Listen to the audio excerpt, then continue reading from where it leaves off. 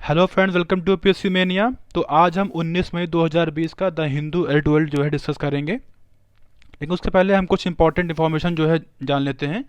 तो जैसा कि हम जानते हैं कि हमारे मेंस में एक एसे का भी पेपर होता है।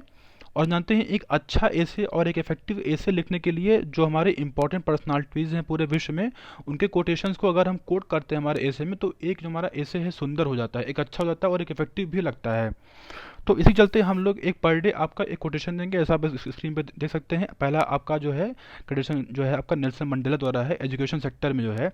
तो इसमें क्या होगा, जैसे हम जानते हैं हमारे ऐसे वाले पार्ट में जो है हर सेक्टर से, जैसे एजुकेशन हो गया, आपका विमेंस हो गए, आपके सोसाइटी हो गई, या फिर आपका आपका जो है साइंस एंड टेक हो गया, फिर इन्वायरमेंट हो गया, हर सेक्शन जो है क्या बोलते हैं ऐसे कि जो है कुछ ना कुछ ऐसे जो है आते हैं। तो हम हर सेक्टर के जो है कुछ ना कुछ जो आपके इंपॉर्टेंट कोटेशंस हैं वो हम आज इसमें जो है पर डे जो है आपको जो है डालेंगे। आप देखिएगा, आप अपने ऐसे में इनकॉर्पोरेट करिएगा ताकि एक अच्छा ऐसे जो है लिखा जा सके। तो इसको आप पढ़िए आराम से और इसको इस्तेमाल करिएगा अपने ऐसे में। तो ये हुआ। तो अब हम पहले कल के क्वेश्चंस की तरफ देख लेते हैं और उनके आंसर जानने का प्रयास करते हैं। तो कल के क्वेश्चन कुछ इस प्रकार हैं कि पहला क्वेश्चन क्या है आपका, एसेंशियल कमोडिटी एक्ट 1955 के अंतर्गत जो है क्या कौन से कथन सही हैं। तो पहला आपका क्या स्टेटमेंट है कि गवर्नमेंट जो है जिसको भी कोई भी प्रोडक्ट को अगर जो है एसेंशियल कमोडिटी डिक्लेयर करती है तो उसके प्राइस को वो डिसाइड कर सकती है। तो ये आपका कथन बिल्कुल सही है। दूसरा क्या है कि गवर्नमेंट जो है जिस भी प्रोडक्ट को एसेंशियल कमोडिटी जो है डिक्लेयर करती है उसके उनके जो एक उनका स्टॉक लिमिट है उसको डिसाइड नहीं कर सकती है। तो ये आपका कथन गलत है क्योंकि गवर्नमेंट ऐसा कर सकती है, ठीक है। और लास्ट में क्या है कि गवर्नमेंट जो है सिर्फ फूड प्रोडक्ट के प्राइस को ही क्या बोलते हैं डिसाइड कर सकते हैं इस एक्ट के अंतर्गत। तो ऐसा नहीं है। जैसा हमने देखा अभी पैंडमिक के टाइम भी जो है हैंड सैनिटाइज़र और फेस मास्क को जो है जो हमारे क्या बोलते हैं शॉपकीपर्स थे वो बहुत ही ज़्यादा प्राइस से बेच रहे थे। तो उसके लिए सरकार ने इंटरवीन किया और इसी एक्ट के अंतर्गत जो है उनके प्राइस को एक जो है एक सीलिंग उस पर लगाई ताकि जो है सभी जो है उसको आप एक चीप प्राइस में जो है परचेज कर सके। तो ये आपका इससे आपका जो ए स्टेटमेंट है वो सही हो गया, बाकी आपके सारे स्टेटमेंट जो है गलत हैं। तो ऑप्शन ए आपका सही है। सेकंड क्वेश्चन क्या है आपका कि एग्रीकल्चर प्रोड्यूस मार्केटिंग कमेटी से जुड़ा हुआ कौन सा कथन सही है। तो पहला क्या है कि इसको स्टेट गवर्नमेंट द्वारा जो है इस्टेब्लिश किया जाता है। तो जी हाँ, ये पहला स्टेटमेंट का बिल्कुल सही है। दूसरा क्या है कि दूसरा है कि जो है जब भी आपके फार्मर्स होते हैं जो उनका पहला सेल होता है वो आपका एपीएमसी मंडीज में ही होता है। तो ये भी स्टेटमेंट आपका सही है। तो इससे आपका जो सी ऑप्शन है वो दोनों ऑप्शन जो है आपका सही हो गया। तो आइए इसी के साथ हम आज का एडिटोरियल डिस्कस करते हैं। तो पहला आर्टिकल क्या है आपका कि मैटर ऑफ रिलीफ, ये किससे जुड़ा हुआ आर्टिकल है। कॉन्टेक्स्ट क्या है इसका कि जैसा हम जानते हैं सरकार ने आत्मनिर्भर भारत अभियान के अंतर्गत 20 लाख करोड़ रुपए इकोनॉमिक पैकेज जो है दिया है, राहत दी है। आपके जितने भी सेक्टर हैं अलग अलग उसको 5 चरणों में सरकार ने जो है इसको जो है अनाउंस किया। तो अभी लास्ट चरण हमने पहले 4 चरण डिस्कस कर चुके हैं पहले आर्टिकल्स में। अभी आखिरी चरण में सरकार ने क्या अनाउंस किया है, आखिरी चरण में सरकार ने मनरेगा का जो एक बजटरी एलोकेशन है उसको जो है 40,000 करोड़ रुपए बढ़ा दिया है। सरकार ने बजट 2020-21 में 61,000 करोड़ रुपए क्या बोलते हैं इसके लिए एलोकेट किया था। अभी इसको जो है 40,000 रुपये इसको और बढ़ा दिया गया है। तो इससे बेनिफिट क्या होगा कि जो हमारे माइग्रेंट वर्कर्स हैं जो हमारे सिटी से क्या बोलते हैं रूरल की ओर जा रहे हैं, क्योंकि सारी जो इंडस्ट्रीज वो बंद पड़ी हुई हैं, तो जब वहाँ पे जाएंगे अपने गांव में तो इस मनरेगा क्या बोलते हैं एक्ट के अंतर्गत जो है उनको जो है काम मिल सके और एक उनका क्या होता है जीविकोपार्जन है वो जो है चल सके। तो इसका ये लाभ होगा। दूसरा क्या उन्होंने अनाउंस किया है कि जैसा जानते हैं कि जो स्टेट गवर्नमेंट है वो ऑलरेडी अंडर प्रेशर है और उनको काफ़ी व्यय करना पड़ रहा है अपने स्टेट में। जैसा कि अगर बात करें ट्रीटमेंट में या फिर ट्रेसिंग करना या फिर कह सकते हैं क्वारंटीन करना या फिर और भी वेंटिलेशन प्रोवाइड करना, इन सब चीज़ों के चलते जो सरकार हमारी मेनली जो आपकी राज्य सरकार है उन पर काफ़ी उनको व्यय करना पड़ रहा है। तो उनके जो रेवेन्यू को भी काफ़ी लॉस हो रहा है। तो वो काफ़ी डिमांड कर रहे हैं कि जो उनका एक बोरोइंग लिमिट है जो भी सरकार ने जो है 3% तय किया हुआ है उसको बढ़ा के जो है थोड़ा सा बढ़ाया जाए ताकि वो और बोरो कर सके मार्केट से, और ताकि जो है वो मतलब उनको आगे ऐसा कोई प्रेशर ना हो, आगे उनको कोई परेशानी ना हो। तो इसी चलते सरकार ने आखिरी आखिरी ट्रांच में उन्होंने सरकार ने 3% से 5% उसको जो उनके स्टेट की जीडीपी होती है उसको बढ़ा बढ़ा दिया है। तो इससे क्या होगा, अब वो अच्छे से परचेज कर पाएंगे। अब ये देखना होगा कि स्टेट गवर्नमेंट इसको कैसा भुनाती है। लेकिन सरकार ने इसमें जो है कुछ कंडीशन भी रखा है कि कुछ आपको अपने स्टेट में रिफॉर्म भी लाने पड़ेंगे तभी आप ऐसा ऐसा परचेज कर सकती हैं। तो अभी आगे क्या है, आगे हम देखते हैं कि जो सरकार ने 5 चरणों में अपने इकोनॉमिक पैकेज को जो है जारी किया हुआ है उनका अप्रोच क्या रहा है इस पूरे पाँच चरणों में, पाँचों ट्रांच में जो है सरकार ने जो किया है, क्या उनका अप्रोच रहा है। तो पहला तो हम जानते हैं, आपने पूरा देखा होगा, हमने डिस्कस भी किया था कि जितना भी सरकार ने अनाउंस किया है ये एक सप्लाई साइड पुश की देने की जो है बात कहे हैं। अगर हम बात करें कि एमएसएमईज़ को जो है लोन प्रोवाइड करना, एनबीएफसी को जो है प्रॉपर जो है एक लेवरेज देना, बैंक्स में देखा हमने माइग्रेंट्स हो गए, वर्कर हो गए, अगर आपके स्ट्रीट वेंडर हो गए, या अगर हम बात करें क्या बोलते हैं जो वुमेन्स एंटरप्रेन्योर्स हैं उनके लिए, तो सरकार ने जो है इन सब को कुछ ना कुछ दिया है। तो अगर ये पैसा, मगर इनको सफिशिएंट फंड रहेगा तो ये इनका ये अपने अपने प्रोडक्शन को बढ़ाएंगे, प्रोडक्शन बढ़ाएंगे तो जो सप्लाई हमारे अब हमारे इकोनॉमी में वो बढ़ेगी। तो देख लीजिए, आप देख सकते हैं कि किस तरह सप्लाई साइड पे सरकार ने जो है ज़्यादा फोकस किया अपने पांचों चरणों को जो अनाउंस किया। दूसरा क्या अप्रोच रहा है इनका, कि अगर हम देखें एक मिनिमम वेज और सपोर्ट स्कीम भी जो है सरकार ने जो है देने की मतलब कि अनाउंस की है अपने इस क्या बोलते हैं इकोनॉमिक पैकेज में। जैसा हमने देखा कि पीएफ आपका जो है अकाउंट में भी सरकार ने कुछ रिलैक्सेशन दी है और कंट्रीब्यूट करने की भी बात की है। और मनरेगा का देखा हमने कि सरकार ने जो है उसको कहा है। और जो है सरकार ने जो पीएम गरीब कल्याण योजना है उसके अंतर्गत भी सरकार ने कुछ अनाउंस किया हुआ है। तो इससे देख सकते हैं एक मिनिमम वेज भी प्रोवाइड सरकार कर रही है। तीसरा क्या इनका अप्रोच रहा है कि अगर हम बात करें फार्मर्स या वर्कर्स या फिर बिजनेस सेक्टर हैं, उन सभी को सरकार ने कुछ ना कुछ एम्पावर करने की बात कही है। हमने पहले भी देखा, अपने इस उसमें डिस्कस भी किया हुआ है। अंत में क्या है, अंत में इनका अप्रोच ये बता रहे हैं कि सरकार ने इतना कुछ किया लेकिन अपने जो उनका एक फिस्कल लिमिट था उसको कम से कम रखने का प्रयास किया है। और कुछ इकोनॉमिस्ट ऐसा प्रेडिक्ट कर रहे हैं कि जो ये आपका 20 लाख करोड़ है ये सरकार को सिर्फ 2 से 3% ही जो है कॉस्ट, मतलब उनको एज अ फिस्कल पे ऐसा प्रेशर आया। क्यों? क्योंकि ऐसा नहीं कि जो हमने जो 20 लाख करोड़ है वो पूरा 10% का सरकार ने व्यय किया हुआ है।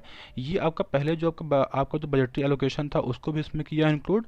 और सरकार का जो आरबीआई ने भी जो है इन्फ्यूज़ किया था पहले पैसा जो है आपका एलटीटीआर हो गया फिर उससे उसके अंतर्गत, तब वो भी इसमें इंक्लूड होगा। तो ये 2 से 3% जो है इस जो किया अनाउंस सरकार ने वो जीडीपी पे क्या बोलते हैं उसका असर पड़ेगा। और अब हम अगर देखें कि जो आपका इकोनॉमिक पैकेज है वो किस पे, मतलब वो किस स्तंभ पे, कि उनके जो पिलर है वो उस पे किस किस पे जो है डिपेंड है। तो अगर हमने ध्यान से, अगर आप पूरा पांचों का आप देखेंगे तो सरकार ने जो है ये किया है कि एक लिक्विडिटी प्रोवाइड करने की जो है बात कही है हर सेक्टर में, चाहे वो आपका फार्मर्स हो, चाहे वो आपका क्या बोलते हैं आपके एमएसएमईज़ हों, चाहे वो आपके सर्विस सेक्टर हो, उनको एक लिक्विडिटी प्रोवाइड करने की बात की है।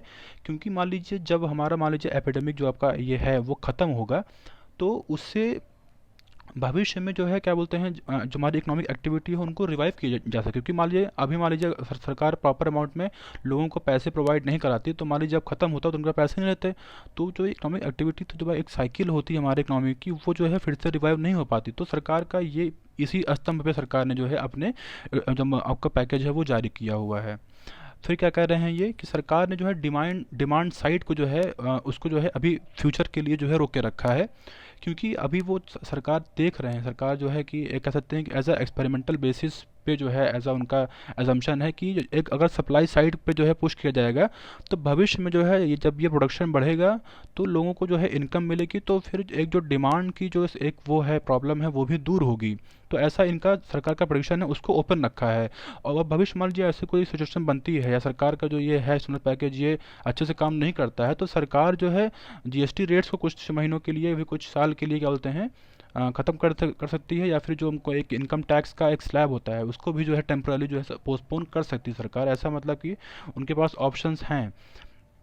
फिर क्या कर रहे हैं सरकार, फिर क्या कह रही है कि सरकार ने इसमें क्या किया है, आपका इकोनॉमिक पैकेज जो जारी किया है इसमें क्या जो है सरकार ने जो है अप्रोच अपनाया है। इसमें सरकार ने जो है जैसे जो पहले से मतलब काफ़ी वर्षों से या फिर कैसे कह सकते हैं कि जो एक चर्चा चली आ रही है कि कुछ सेक्टर्स में रिफॉर्म किया जाए, कुछ सेक्टर में स्ट्रक्चर रिफॉर्म किए जाएँ, तो सरकार ने उसको भी इसमें एज अ अपॉर्चुनिटी यूज़ किया है, उसको इसी इकोनॉमिक पैकेज में इनकॉर्पोरेट करने का प्रयास किया है। तो सरकार ने क्या बोलते हैं एग्रीकल्चर मार्केटिंग हो गया, देखिए सरकार ने उसमें कहा था कि जो है किस तरह सरकार उसको जो है एक लॉ लाएगी उसके लिए। तो इसमें वो भी सरकार, क्योंकि ये कई दिन चला रहा था तो उसको सरकार ने इसमें अनाउंस किया है। और क्या कहा है कि जैसे प्राइवेट सेक्टर को जो है भी जो है काफ़ी पार्टिसिपेशन करने का जो है उन्होंने सरकार ने एक लेवरेज दिया हुआ है। अगर हम बात करें, देखिए कई सेक्टर में अगर हम बात करें, आपका जो स्ट्रेटेजिक सेक्टर है उसको वो छोड़ के बाकी सब सेक्टर में सरकार ने प्राइवेट इन्वेस्टमेंट को जो है वेलकम किया हुआ है।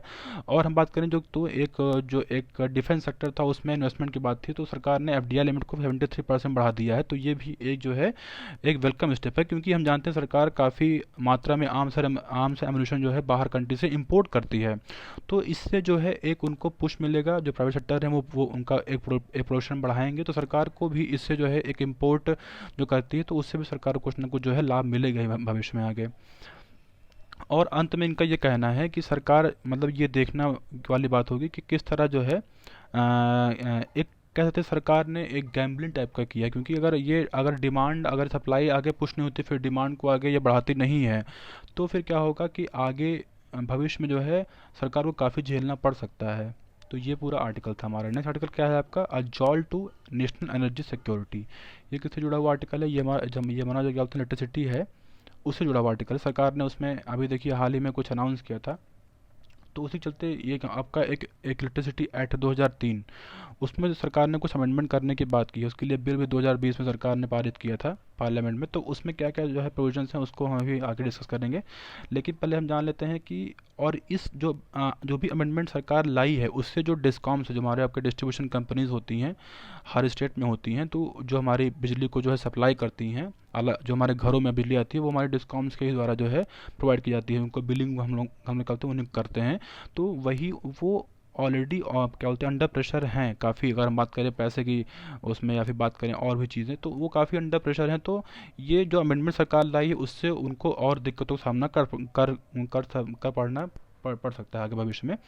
तो अब हम जाने कि क्या क्या डिस्कॉम्स मतलब जो हमारे डिस्ट्रीब्यूशन कंपनीज हैं वो क्या क्या इश्यूज़ जो है फेस कर रही हैं। तो पहला क्या है कि जैसा हम जानते हैं कि पहले तो ये हम समझ लेते हैं कि कौन कौन से इसमें स्टेक होल्डर होते हैं आपके जो आपका इलेक्ट्रिसिटी आप जो हमारे घरों तक आती है वो कैसे किन के चरणों से कौन कौन से स्टेक होल्डर इसमें इन्वॉल्व होते हैं। तो पहला तो क्या बोलते हैं सरकार जो आपका जो बिजली प्रोड्यूस करती हैं, ठीक है, बिजली जो प्रोड्यूस करती जो आपके कहते हैं आपके जो पावर प्लांट होते हैं वो मेनली आपके गवर्नमेंट के ही होते हैं, गवर्नमेंट द्वारा ही होते हैं। जैसे आपको जो थर्मल पावर प्लांट हो गया, आपका एनटीपीसी हो गया, तो ये पहले तो आपका क्या बोलते हैं जनरेशन कंपनी होती हैं। दूसरा कौन होती हैं आपकी डिस्ट्रीब्यूशन कंपनी जो आपके हमने बात की है। तीसरा कौन होती है ट्रांसमिशन कंपनी, मतलब कि जो तार वगैरह बड़े बड़े खंभे ट्रांसफार्मर वगैरह लगाती हैं वो आपकी ट्रांसमिशन कंपनी होती हैं। तो ये तीन स्टेक होल्डर आप देख सकते हैं क्या बोलते हैं इसमें इन्वॉल्व होते हैं। तो क्या होता है कि सरकार जो है जो कि सेंट्रल गवर्नमेंट है आपका सेंट्रल इलेक्ट्रिसिटी अथॉरिटी, वो जो है डिस्कॉम्स को जो है एक एज अ प्रपोज मतलब एज अ एक इस एक एस्टिमेट करती हैं कि किसी भी स्टेट में या फिर किसी भी लोकेलिटी में जो आपका इलेक्ट्रिसिटी डिमांड है वो कितना है। तो उसी के बिना पे उनको एक गाइडलाइन जारी किया जाता है कि आप इतने अमाउंट में बिजली को आप प्रोक्योर करके रखिए, कि ताकि जो है भविष्य में ऐसा कोई मान लीजिए डिमांड बढ़ती है घटती है तो उनको जो है लॉस ना हो, और जो एक स्टेट है वो उनको उनको भी जो है लोगों को दिक्कतें ना हो इलेक्ट्रिसिटी से। तो ये हमारा जो सेंट्रल गवर्नमेंट है वो जो है प्रपोज करती है। तो हमारी डिस्कॉम्स होती हैं वो तो कुछ कुछ हमारी क्या कहते हैं स्टेट गवर्नमेंट की भी होती हैं और कुछ प्राइवेट सेक्टर की भी होती हैं। तो आप सब जानते हैं इसके बारे में। तो इससे ये जो है आपका जो सेंट्रल गवर्नमेंट है वो ऐसा करती है। तो कभी कभी क्या होता है कि सरकार ने 1990 में जो है ये जो है पारित किया था, एक पॉलिसी लाया था। उसमें ये सरकार ने कहा था कि एक पावर परचेज एग्रीमेंट, ठीक है, जैसा हमने बात किया था कि जो हमारी क्या बोलते हैं डिस्ट्रीब्यूशन कंपनी होती हैं वो जो हमारी जनरेशन कंपनी होती हैं उनसे जो है पावर परचेज करती हैं। तो सेंट्रल गवर्नमेंट जो है तय करती है कितने पावर आप स्टोर करके रख सकती हैं हमारी जो हमारी क्या बोलते हैं डिस्ट्रीब्यूशन कंपनीज होती हैं। तो डिस्ट्रीब्यूशन कंपनीज को कभी कभी ज़्यादा स्टोर करके रखना पड़ता है, तो वो अनयूज जाता है, तो उससे उनको लॉस होता है, क्योंकि सरकार जो हमारी डिस्ट्रीब्यूशन कंपनीज हैं वो तो पहले पहले पावर को परचेज करती हैं और फिर वो जो ट्रांसमिशन कंपनीज हैं उनको भी उनको पैसा देना होता है। तो वो ऑलरेडी उनके ऊपर पैसा प्रेशर रहता है, तो अगर इससे उनको डबल प्रेशर जो है बढ़ जाता है। तो अभी एक सर्वे जो है का मीन्स हुआ था आपका इलेक्ट्रिक पावर सर्वे 2019-20 में, उसमें ये पाया गया कि जो आपका ये सेंट्रल CEA है सेंट्रल इलेक्ट्रिसिटी अथॉरिटी, उन्होंने ये ओवर एस्टिमेट किया था 75 गीगावाट ज़्यादा जो है उनको जो है स्टोर करके रखना पड़ा, तो उससे उनको काफ़ी लॉस हुआ था। और हम बात करें प्लांट लोड फैक्टर की, ये क्या होता है, तो ये भी इनके ओवर एस्टिमेट से जो आपका प्लांट लोड फैक्टर है वो 56% है। तो ये क्या है, ये है आपका, जैसा जो आपकी जनरेशन कंपनी होती हैं उनको भी गाइडलाइन दिया जाता है कि आप इतना प्रोड्यूस करिएगा। तो जो ये उससे क्या होता है कि मतलब कि कोई भी पावर प्लांट, उनकी कितनी कैपेसिटी है पावर को प्रोड्यूस करने में, और वो एक्चुअली में कितना प्रोड्यूस करती हैं। तो देखिए, अगर जो है ये जो रेशियो है वो कम होगा, ठीक है, तो ऑब्वियस बात, अगर रेशियो कम है, ठीक है, तो जो उनकी फुल कैपेसिटी है वो उसको यूटिलाइज नहीं कर पा रही है, तो और तो अगर वो फुल कैपेसिटी को यूटिलाइज नहीं कर पाएंगी, तो जो उनकी एफिशिएंसी है वो कम होगी, तो उनको उससे भी उनको लॉस होगा। तो अभी इस समय क्या बोलते हैं 56% है उनकी, क्या बोलते हैं पावर, जो आपका प्लांट लोड फैक्टर है, तो ये इससे भी काफ़ी लॉस उनको होता है। तो ये आपका डिस्कॉम्स का जो है पहला इशू हमने देखा। दूसरा इशू क्या है आपका, जो आपका रिन्यूएबल एनर्जी सेक्टर है उससे जुड़ा हुआ इशू है। तो हमने देखा था कि 2010 में सरकार ने जो है ये मैंडेटरी कर दिया था कि जो डिस्कॉम्स हैं वो आपकी जो रिन्यूएबल एनर्जी हैं वो कौन सी होती हैं, आपकी जो सोलर हो गई, विंड हो गई, हाइडल हो गई, इन सब से जो है जो अब डिस्कॉम्स हैं वो परचेज करेंगी, मैंडेटरी परचेज कर दिया था, जिससे जो हमारा जो थर्मल पावर प्लांट है उनसे फिर कम करना पड़ेगा, क्योंकि अगर भाई ऐसा तो इम्पॉसिबल है कि आप जो है थर्मल पावर प्लांट से भी कर रहे हैं परचेज, और जो आपका जो है जो सोलर और विंड पावर है उनसे भी कर रहे हैं परचेज, तो उनसे कम करना पड़ेगा। लेकिन जो इसमें जो आपका रिन्यूएबल एनर्जी है उससे कुछ इश्यूज भी जुड़े हुए हैं। जैसा हम जानते हैं कि जब सनसेट होता है तो उसके बाद जो है रात के टाइम जो है जो डिमांड होती है वो बढ़ जाती है, लेकिन उस समय जो आपके सोलर एनर्जी वगैरह होती हैं ये जो है मीन्स उस मात्रा में प्रोवाइड नहीं कर पाती हैं, क्या बोलते हैं, बिजली, तो उससे भी उनको काफ़ी नुकसान होता है, हमारे जो डिस्कॉम्स होती हैं। और क्या है, और ये जो है ज़्यादा चार्ज भी करती हैं पर मेगावाट, जो है बजाय अगर हम बात करें थर्मल पावर प्लांट की, उससे जो हमारा आपका जो रिन्यूएबल पावर प्लांट है वो ज़्यादा चार्ज भी करती हैं, तो इससे भी उनके ऊपर प्रेशर पड़ता है। 2015 में सरकार ने जो है जो आपका क्या बोलते हैं मीन्स रिन्यूएबल पावर है उसको 2022 तक 175 गीगावाट जो है बढ़ाने की बात की है। तो इससे भी जो है उनको काफ़ी प्रभाव पड़ेगा, क्योंकि जो हमारे रिन्यूएबल पावर प्लांट होते हैं अगर वो प्रोड्यूस करेंगे तो उनको उनको सेल तो करना पड़ेगा ना, तो हमारे जो डिस्काउंट है वहीं परचेस करेंगी, तो इससे भी उनके ऊपर प्रेशर बनेगा। तो ये आपका दूसरा इशू हुआ। तो अभी सरकार ने जो इलेक्ट्रिसिटी एक्ट है उसमें क्या क्या मीन्स बिल है उसमें क्या क्या सरकार ने जो है प्रपोज किया हुआ है। तो पहले तो उन्होंने ये कहा है कि जो आपके प्राइवेट सेक्टर हैं वो किसी भी स्टेट, मतलब जो भी स्टेट है उसमें एक पार्टिकुलर एरिया में अपने मीन्स जहाँ भी उनको डिस्ट्रीब्यूट करना है वो डिसाइड कर सकते हैं। तो इससे क्या होगा, इससे ये होगा जो हमारी डिस्ट्रीब्यूशन कंपनीज हैं वो उन्हीं एरियाज़ में जो है पावर को डिस्ट्रीब्यूट करेंगी जहाँ पे देखेंगे कि एफिशिएंट में, जहाँ पे मीन्स यूज़र ज़्यादा होंगे, तो इससे भी जो है जो एक कह सकते हैं कि जो एक क्वालिटी इलेक्ट्रिसिटी है या फिर क्वांटिटी क्वालिटी दोनों बात करें तो उससे जो है लोगों को नहीं मिलेगा। और दूसरा क्या है, दूसरा ये है कि ये भी जो है नहीं कहा सरकार ने कि जो हमने बात किया था पावर परचेज वाला, वो भी सरकार ने जो है ऐसा कुछ इसमें जो है स्पेसिफाई नहीं किया है, मतलब कि उसमें साइलेंट सरकार रही है। तो ये आपका पहला जो है इसमें प्रपोजल था। दूसरा प्रपोजल क्या था, सरकार ने जो है कुछ कंसेशन जो है दिया हुआ है, जो आपके क्या बोलते हैं मेनली आपके जो क्या बोलते हैं पावर डेवलपर होते हैं उनको।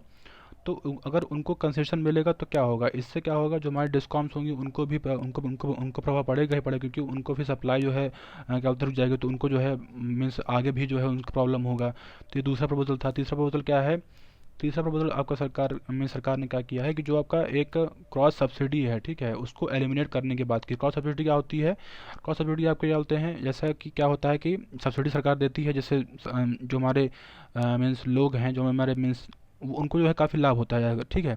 तो क्रॉस सब्सिडी थोड़ा डिफरेंस होता है आपका सब्सिडी से। सब्सिडी मतलब क्या है कि सबको, जो हमारे पुअर हैं फिर या फिर जो जो हमारे रिच हैं, सबको समान मात्रा में क्या बोलते हैं सब्सिडी मिले। लेकिन क्रॉस सब्सिडी में क्या होता है कि कुछ लोगों को क्या बोलते हैं कम ज़्यादा दिया सब्सिडी, और कुछ लोगों को कम दिया, जो हमारे रिच है उनको कम दी जाए, जो पुअर है उनको ज़्यादा दी जाए। तो ऐसा जो है क्या बोलते हैं इसमें भी जो है क्या बोलते हैं देखने को मिला है, लेकिन सरकार ने इसको ख़त्म करने की जो है बात कही है। तो इससे क्या होगा, इससे जो हमारी डिस्कॉम्स होंगी वो मतलब क्या क्या करेंगी, जो जैसे मतलब उनको जहाँ जहाँ पे कॉस्ट ज़्यादा, जैसे जो हमारा मतलब अगर मानते हैं, अगर हम बात करें रूरल सेक्टर में, देखिए उनमें जो हमारी ट्रांसमिशन कंपनीज होती हैं उनको ज़्यादा पोल्स वगैरह लगाने पड़ते हैं, ज़्यादा ट्रांसफार्मर लगाने पड़ते हैं, क्योंकि ज़्यादा गांव ज़्यादा में होते हैं। तो फिर उससे क्या होगा, उससे क्या बोलते हैं उनका कॉस्ट ज़्यादा आएगा, तो वो ज़्यादा चार्ज करेंगी। तो ज़्यादा चार्ज करेंगे तो फिर हम जानते हैं कि तो ये भी जो है क्या बोलते हैं वाइबल नहीं है। तो ये तीसरा इनका है प्रपोजल। चौथा प्रपोजल क्या है, चौथा प्रपोजल ये है कि एक सेंट्रल सिलेक्शन कमिटी जो है सरकार जो है बनाएगी, और उससे जो है उसी के अंतर्गत जो है जो हमारे स्टेट मीन्स रेगुलेटर हैं उनको जो है अपॉइंट किया जाएगा। तो इससे जो स्टेट की ऑटोनॉमी है वो भी जो है एक डिक्लाइन करेगी। और हम जानते हैं जो हमारा आपका हमने पहले ही बात किया था, जो हमारा बिजली सेक्टर है ये हमारा क्या बोलते हैं कंकरेंट लिस्ट में आता है।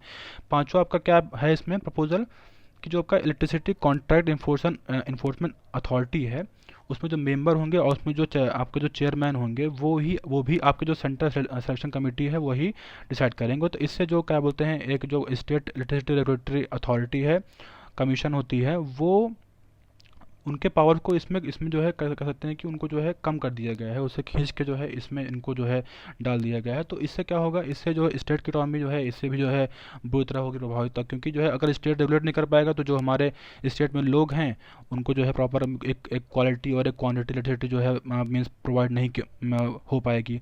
तो ये हमारे कुछ जो है आपके प्रपोजल्स हुए। तो सरकार को जो है ज़रूरत है कि इस समय जो हमारा एक एनर्जी सिक्योरिटी है उसको मेंटेन रखे, ताकि जो है लोग और जो हमारे मेनली जो है डिस्कॉम्स हैं वो जो है लॉस में ना जाएं। अभी क्या है, अभी नेक्स्ट आर्टिकल क्या है आपका, सिंडेमिक की बात करते हैं कि सिंडेमिक अभी हम आगे देखेंगे। तो कॉन्टेक्स्ट क्या है कि डब्ल्यूएचओ ने कहा है कि कोविड-19 जो है कभी भी जो है ख़त्म नहीं होगा, ये हमेशा ऐसा रहेगा ही रहेगा। तो और ये सेकंड वेव की बात करते हैं, कई कई कंट्री में देखा हमने कि दूसरा इसका चरण जो है चालू हुआ है कोविड-19 का, जो हमारे बाहर से लोग आ रहे हैं विदेश से, क्योंकि उसमें जो है फ्लाइट्स को रिज्यूम किया गया तो उससे बाहर से भी लोग आए तो उसमें सेकंड वेव भी शुरू हुआ। और कुछ लोगों ने ये भी एक इशू को रेज़ किया कि जैसे डेंगू हो गया, मलेरिया हो गया, मेनली आपकी जो साउथ एशियन कंपनीज हैं, साउथ एशियन कंट्रीज़ हैं, क्योंकि वहाँ पे मानसून जो है आने वाला है।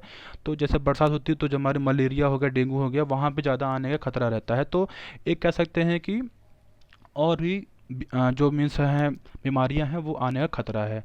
तो क्या ये सिंडेमिक है? तो सिंडेमिक क्या है पहले तो ये हम जान लेते हैं। सिंडेमिक मतलब क्या होता है कि जब भी आपका जो है एक या दो एपिडेमिक जो है साथ साथ जो है हों, क्योंकि मान लीजिए अभी हमारा कोविड-19 है इस समय और आगे मान लीजिए डेंगू और मलेरिया भी आगे आ जाता है, तो दो डिजीज़ हो जाएंगी। अगर वो दोनों डिजीज़ जो है एक एक साथ जो है क्या बोलते हैं लोगों को मीन्स प्रभावित करेंगे, तो इससे जो डिजीज़ का बर्डन है वो बढ़ जाएगा। तो यही इसी टर्म को क्या बोलते हैं, सिंडेमिक बोलते हैं। तो ये हमारा क्या बोलते हैं, ये टर्म कब आया था, ये टर्म हमारा क्या बोलते हैं 1990 में मरिल सिंगर द्वारा क्या बोलते हैं एक एंथ्रोपोलॉजिस्ट हैं उन्होंने जो है इसको क्वाइन किया था।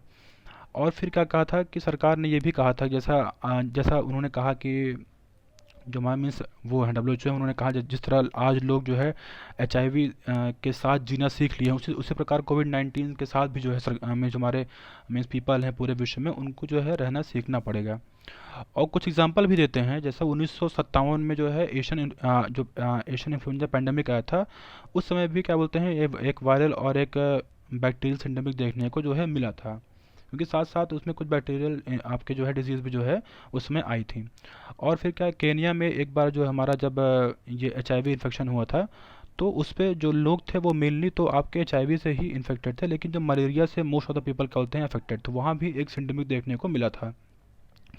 तो कॉशियस रहने की आवश्यकता क्या है कि एक सेकेंडरी बैक्टीरियल इन्फेक्शन ना हो, क्योंकि जानते हैं कोविड-19 के आने के बाद लोगों की इम्यूनिटी जो है कम हुई है। और हम जानते हैं किस तरह पूरे विश्व में एंटीबायोटिक रेजिस्टेंस जो है एक उसका इशू है ऑलरेडी। ये क्या होता है फ्रेंड, जैसा हम जानते हैं कि जब ज़्यादा आप कोई भी एंटीबायोटिक जो है अगर आप प्रॉपर नहीं ले रहे हैं या फिर इरेगुलर ले रहे हैं, तो हमारे बॉडी में एक क्या बोलते हैं जो हमारी बॉडी है वो एंटीबायोटिक रेजिस्टेंस, जो हमारी बैक्टीरिया है वो एंटीबायोटिक रेजिस्टेंस क्रिएट कर लेते हैं, फिर आप फर्दर कोई भी एंटीबॉडी उसमें जो है काम नहीं करेगी। तो फिर इससे क्या होगा, फिर से हम लोग को फिर नई मेडिसिन बनानी पड़ेगी। तो फिर जो क्या होगा, फिर जो हमारी मीन्स कोई भी मेडिसिन जो है काम नहीं करेगी, तो इससे जो किसी भी डिजीज़ का क्या किसी भी बैक्टीरियल डिजीज़ का जो है खतरा बढ़ने का जो है हो जाता है। तो इसमें क्या हुआ, इस समय जिस तरह हमने जानते हैं कोविड-19 में जो एक लोगों की इम्यूनिटी कम हुई है, तो इससे अगर कोई भी दूसरी डिजीज़ जो है आती है तो वो आसानी से जो है लोगों को जो है कैच कर लेगी और इससे एक कोमॉर्बिडिटीज़ जो है होने का खतरा होगा। तो एक ये जो हमने देखा कि एक जो सिंडेमिक जो है क्रिएट होने का जो है क्या बोलते हैं खतरा है, तो लोगों को जो है क्या बोलते हैं ये ध्यान देने की और सरकार को भी ध्यान देने की आवश्यकता है। सोल्यूशन क्या है इसका, सोल्यूशन इसका ये सरकार ये बता रहे हैं इस आर्टिकल में कि एक स्मार्ट स्मार्ट थर्मोमीटर का यूज़ करने की बात कर रहे हैं, कि जैसा उसमें क्या होगा, इसमें मीन्स कॉन्स्टेंटली लोगों को क्या बोलते हैं लोगों के जो बॉडी का टेम्परेचर है वो क्या बोलते हैं मॉनिटर किया जाएगा। ये क्या बोलते हैं एक यूएसए में जो एक है वहाँ पे यूनिवर्सिटी, वहाँ पे ये इसको जो है ईजाद किया गया है। इससे फिर क्या बोलते हैं लोगों को एज अ जैसा कुछ भी जैसे उनके बॉडी का टेम्परेचर अगर वेरी कर रहा है तो फिर उनको जो है एज अ कंटेंट किया जाए, फिर उनको जो है ताकि वो मीन्स कहते हैं पब्लिक में न जाए और उसको फिर से फैलाए ना, क्योंकि फिर से फैलाएंगे तो फिर एक मान लीजिए कोई दूसरा डिजीज़ है फिर वो फैलने का खतरा जो है होगा। तो पहला सोचें क्या आपका कि स्मार्ट थर्मामीटर का इस्तेमाल करना। दूसरा क्या है कि पल्स ऑक्सीमीटर का क्या कहते हैं इस्तेमाल करना। इससे ये क्या है कि जानते हैं कि जैसा कि कोविड-19 में देखा गया है कि एक हाइपॉक्सियम होता है। ये क्या होता है फ्रेंड्स, लैक ऑफ ऑक्सीजन होता है। जब हमारा ऑक्सीजन ब्रेन में नहीं पहुंचता है तो इससे भी ब्रेन डेड हो जाता है मीन्स लोगों का, तो इससे भी जो है मृत्यु जो है हो जाती है इससे।